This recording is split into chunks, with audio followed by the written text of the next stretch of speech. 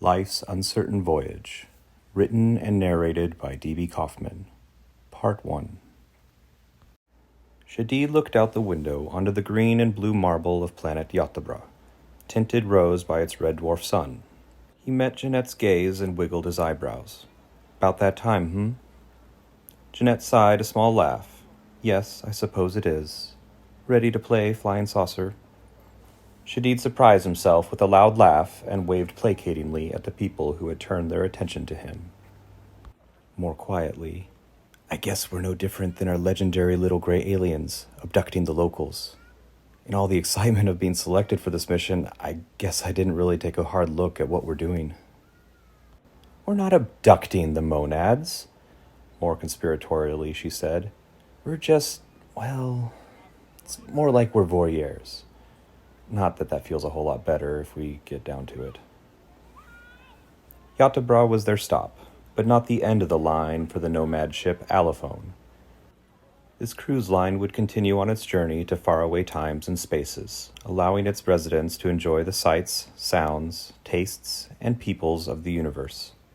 At least that's what most of the nomads and their guests were doing.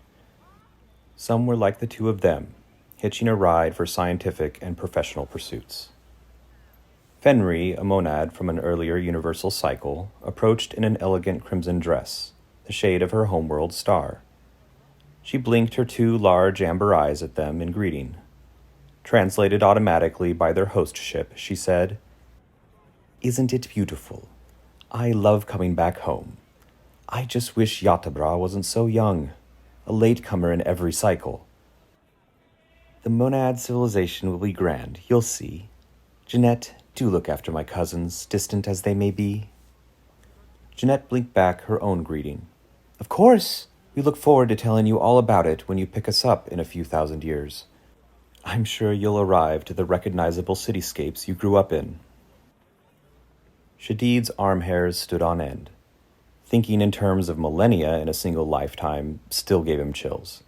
But that's one of the perks of joining the Nomad Flotilla: biological immortality. Just have to drink, eat, sleep, and not get murdered, and he'll live indefinitely. "Well, I don't wish to hold you from putting my people under a microscope.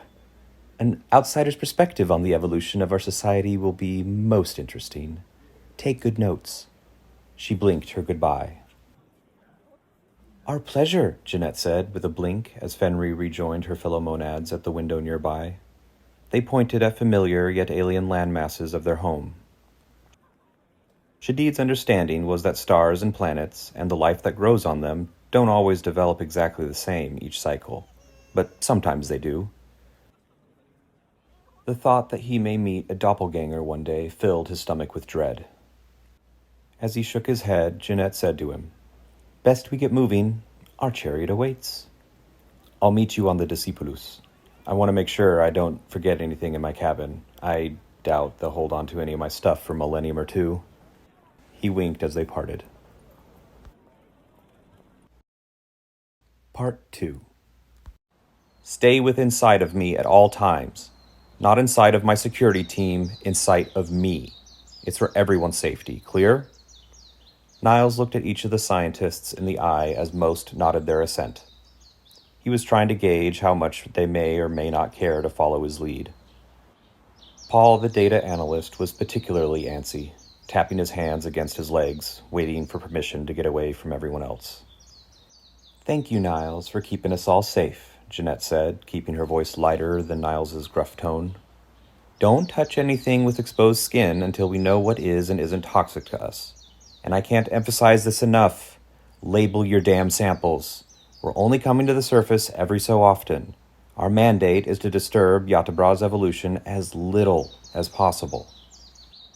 Not seeing a point in holding on to the leash any longer, she motioned with her hands to release her team to explore, which they did with shouts of delight as they scurried away from the dropship. "And stay in pairs at a minimum," she shouted, and got a few hand waves in response. With a sigh, she took in the vista. The landscape where they set down was bordered by a mountain range far to the east, and an inland sea in the other three directions. She noted there wasn't any snow on the peaks, likely due to how close to the equator they were. "Does the green seem a little off to you?" asked Niles. Jeanette nodded. Kind of a teal tinge to the grass, isn't it? I wonder if there's a cyanobacteria analog here. Niles sighed and rolled his eyes as he turned to the water. She followed his gaze as they both shielded their eyes from the red sun to watch the marine biologists in their wading boots sampling the shadows. Niles and Jeanette's radios crackled before Captain Jordan spoke from orbit. 15 minutes before we fall over the horizon. Anything worth mentioning before we're out of range? Jeanette gave Niles a shrug when he questioned her with a look. He replied, All good down here. No anticipated change in schedule. Copy. I'll check in again at 5 till signal loss. Then you're on your own until we swing around again. One of Niles's medtechs picked up his bag and started jogging in the direction of the mountains. Jeanette glanced at Niles, who had the unfocused stare of someone listening to their earpiece. Sprained ankle. No flora or fauna involved, as far as they're reporting to me. Jeanette started to follow the medtech and said over her shoulder, I'll check on my scientists while you keep overwatch. Might as well take a walk and get to know my study subjects a little better anyway. He replied with a grunt and a nod, listening to his earpiece again. As promised, Captain Jordan checked in before signal loss only a few steps before Jeanette got close enough to see Josephus, a chemist, drilling samples from a boulder. Shadid was sitting against the other side of the rock, his ankle being attended to by the medtech. Before she could ask how he was doing, she saw a wisp of smoke at the base of the mountains. Is that new, or am I just noticing it now that I'm closer? Josephus looked up from his drill and drew in a breath. No, that's new. Niles, Jeanette called on her radio, you seeing what I'm seeing? If you mean the smoke, then yes. I need you to be more precise when reporting something. We're almost done setting up our scope. I'll let you know when we know more. Call if you see any changes. She clicked an affirmative on the radio and asked Shadid, Anything broken? He grinned bravely. Oh, nothing I can't walk off. He pointed behind her. We found a trail. Not sure if it's monad or wildlife. I was taking pictures when I turned my ankle. He thanked the medtech as he picked up his medical bag and went back to base camp. Do you think the monads are signaling our arrival over there? I don't have enough of a baseline to make any assumptions. I've only visited civilized planets that have already agreed to join the nomads. Never anything primitive like this. You know how hard it was to find a pre-first contact, mid-cycle, developing culture, and then on top of that, getting an agreement with their brethren to let us invade their homeworld? Well, it probably helped that no one used the word invade in the proposal. You know what I mean, she glared as he put up his hands. Right. Colonization and invasion are habits of a lot of species, us especially. I'd be suspicious too. That's why we have the mandate. There'll be hell to pay if we mess with Yaldabaoth's development, especially the monads. That's the part that's making me nervous. He settled his attention back on the smoke and took a deep breath. Doesn't seem to be getting any bigger. Gene, Niles cut in over the radio. The scope is up and we see more smoke northward along the mountains.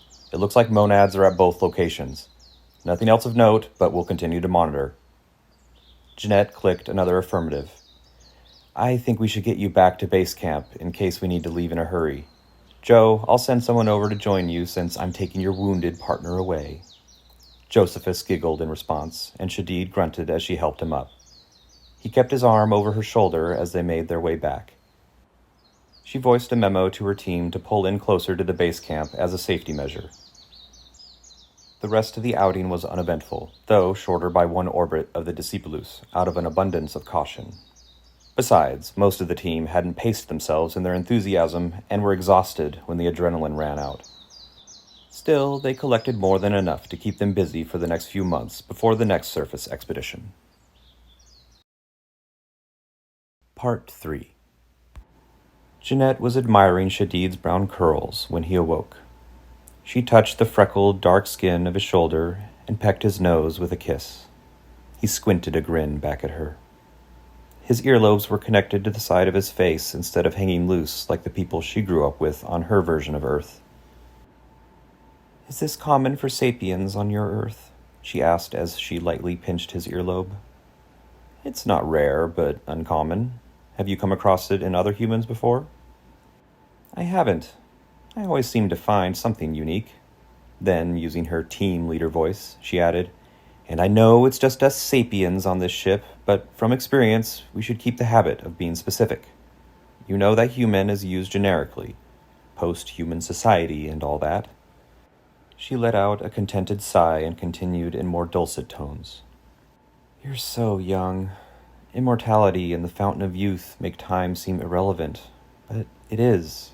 It always is. Considering a 200-year lifespan used to seem out of reach, having lived on this ship for nearly triple that so far still takes me off guard. I'm avoiding those bigger questions head-on for now." He rolled on his side to face her. "How widely different are the sapiens you've met over the millennia?" "Oh, quite. But not quite as much as you'd think when you get down to it. Most people from other star systems aren't even that foreign to me anymore. Machine and Gestalt intelligences are the hardest for me to understand, since their experience of the self developed in a different way. But even so, they're good people too." "What? You've got a look in your eye." Are mare people a thing? Have you ever..." "Yes, and yes." His kisses were salty, which was a nice touch. "But that's all you're getting from me. We need to get ready for the presentation anyway." Every decade, the scientific team puts together presentations of their findings so far. A way to show their progress, since it often feels like nothing is changing when a new society can take thousands of years to develop. It was also an excuse to have a party before they go into cryosleep to help make their time on the orbiting island go faster. The biologists tend to have the most to present, despite not being the main focus of their mission. The crew of the Discipulus and the security team would come and go, attending the presentations of whatever, or whomever, struck their fancy over the week-long symposium. The most interesting presentation this time was actually a combined effort between their resident physicist, Akiko, and one of the mechanical technicians for the Discipulus, Robin. They'd been playing with one of the magnetic railguns that was meant for self-defense from space debris or, cosmos forbid, an invader. Their project started with firing a tungsten round into orbit around Yatebra, then grew to attempting the most gravity assists they could across the 4 planets of the system. 16 was their record, 22 if you included the moons of the system's gas giant, which Akiko and Robin insisted on counting. Finding a path that could do better was trivial for the Discipulus's computers, so the project was mostly vanity and boredom, as were most projects not directly related to the monad civilization's growth. Which, of course, was the crown jewel of the week: how the monad civilization had been progressing. When the Discipulus arrived in orbit around Yatebra, they were tribal, but ironsmithing had begun to spread. By now, they had developed into an agrarian society. Skirmishes between tribes developed into wars as villages banded together for mutual protection. The xenopologists compared and contrasted between sapien and monad development, such as how the monads practically skipped the Bronze Age and went directly from Stone Age to Iron Age. The geologists explained that native iron was much more abundant and accessible than copper ore compared to Earth. However, the xenopologists were still working on several theories that explained how the monads were able to get their furnaces to the high temperatures required to melt iron.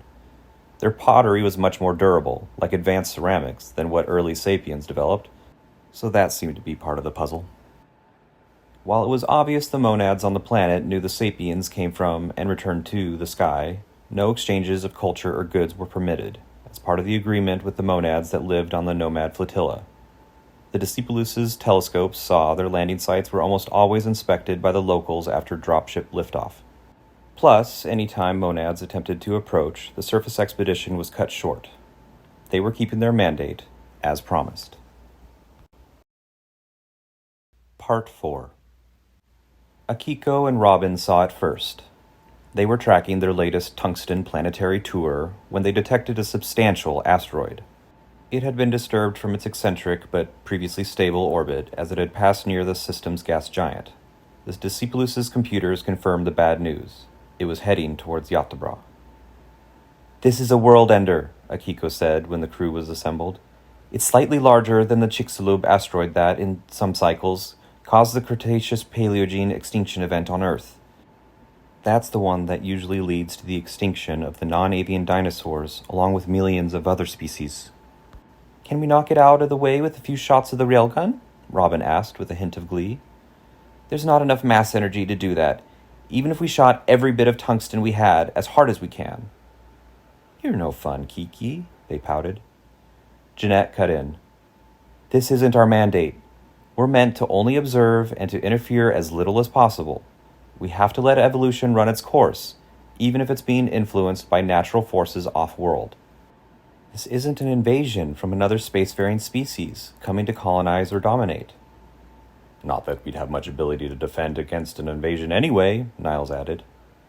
Shadid was so shocked by what Jeanette had said that he didn't hear Niles and cut in. Are we really just going to sit here and watch them die? All of our work, all of their lives. Just letting it all go? Akiko perked up. This ship, the Discipulus, if we come at it with the right vector, we could deflect it. Are you suicidal? Shouted Captain Jordan. We could survive on the surface. Akiko got more frantic. The ship's computers could be set up to do all the work. We would probably have to integrate with the monads, but we'd all survive. No one has to die for this. Robin put their arm around Akiko as her eyes welled up. No one is sacrificing the Discipulus, the captain said firmly. I don't care what you scientists decide for the planet. But I will not allow my ship, my crew, or my passengers to intentionally come to harm. That's a non-starter. Paul said dryly, We evolved from the ashes of Chicxulub. Life will survive this, and something will come after. Would you say that to the dinosaurs back on the flotilla? Robin asked acidly. He shrugged. You're a monster! He's human, Jeanette snapped, then sighed and rubbed her forehead. He's sapien, as are the rest of us. One of the reasons our species is one of the few that is consistently multiplanetary before first contact with the nomads is our ability to form many different perspectives. And there are lives at stake! Shadid couldn't help himself anymore. Fenry told us to look after her cousins. She's counting on us. There will be another cycle, Jeanette said calmly. She will see her homeworld flourish again another time. And besides, you haven't met them yet, but the Orits are the most common high intelligence to evolve after an event like this. We already know what comes next. Your youth is clouding your judgment. That last line went too far. She saw the break in his eyes. Shadid silently stood up and left the room. Ultimately, the decision was solely in the hands of Jordan, Niles, and Jeanette as the heads of their departments. They would not interfere. Part 5. Robin finished installing a case of tungsten rounds into the autoloader and gave a thumbs up to the camera. Akiko nodded and finalized the targeting solution from her desk. No showboating this time. A direct shot into the heart of that terrible rock. The Discipulus shuddered, then again and again, 28 times in total. Niles, what's happening? Jeanette asked when she entered the security room. They're just blowing off steam, he replied, reclining as he watched the telescope feed. The boulders of the asteroid's surface looked like pebbles. Oh, good. I'm surprised they let you know after we decided. They didn't, he said in a lighter tone than she usually heard from him. Niles pressed a few buttons, and the telescope feed he was watching at his desk showed on the general use screen. Those screens were often filled with announcements, plus pictures of the wildlife, the landscapes, and the monads of Yathabra. He pushed a few more buttons, and a map of the solar system appeared on the bottom right. It showed the path of the railgun shots pointing towards the marker labeled Asteroid. Niles winked at Jeanette, who in turn gave him a smile as she left for the observation cupola. A crowd of scientists, security, and crew had gathered. Josephus pulled out his stash of moonshine from the industrial still, diluted down to a slightly lower proof. The burn tasted like too strong vodka, suitable for the occasion. Jeanette noticed Shadid wasn't among them. A standing ovation and full cups of moonshine greeted Robin and Akiko when they entered with beaming faces. Jeanette spent some time with Paul, who generously only wanted to discuss his calculations that showed how little this stunt would divert the asteroid's path. The minutes ticked by, and boisterous conversations became quieter until everyone was enraptured by the screens. Captain Jordan and Niles walked in a few beats before Robin started to count. 10, 9, 8. Others joined in. 7, 6. Everyone was counting in unison. 5, 4, 3, 2, 1. Dust erupted from the asteroid's surface as cheers erupted from the people aboard the Discipulus. They all knew it didn't save the day. Paul still felt the need to drive that point home, but it was cathartic all the same. Before long, Niles took Josephus's hand, and they left with freshly filled cups. Having broken the seal, most of the others found their own private corners around the Discipulus to be for the next few hours. Jeanette and Paul were the last to bear silent witness. Jeanette, out of a sense of obligation, Paul, because he had the stomach to watch the data come in. He kept his usual stolid face unreadable, staring at the screens. Jeanette didn't pay attention to the monitors, only staring at the planet she had grown to love as its cataclysm approached. She set her cup aside, afraid that she had already had more than enough. It's one thing to numb yourself. She left the rest of the thought incomplete. The two of them kept their watch in silence. Part 6. Shadid was sitting slumped against the biology lab wall, elbows on his knees and arms slack, staring at the magnetic track the chairs ran along. Thoughtful, practical design. Secure, safe. You could go anywhere with your chair, so long as it was within this room. Jeanette opened the door and stopped. The question in his eyes died as he saw her ashen face. He dropped his head into his hands. Jeanette quietly approached. She sat along the wall within arm's reach, afraid her touch was toxic. She stared at the light fixtures, swallowing the lump in her throat. Before she could react, Shadid balled a fist and lightly punched her arm, his despair stronger than his anger. Taking the hint, she motioned to stand when his fist opened and he grabbed her hand. He let out a sob and laid his head on her lap and wept. Jeanette stroked his brown curls with her right hand as she muffled her own sobs with her left. She didn't make any attempt to stop her tears.